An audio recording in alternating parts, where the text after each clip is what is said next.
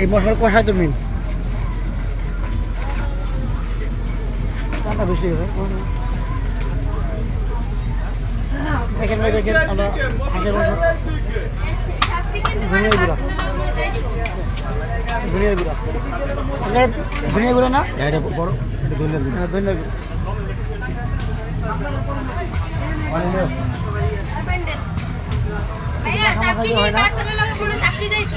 এই যে এখন রাসের এই চেহারাটাই কি সুন্দর দেখছেন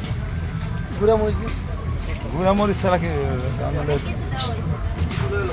মানে মশলাটাই এই কষাটাই তো মেন চালটা বাইরে বেরিয়েছে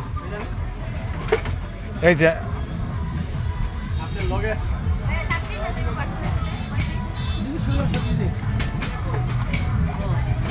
মুই কোথায়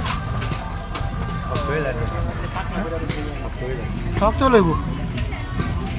খাইব নি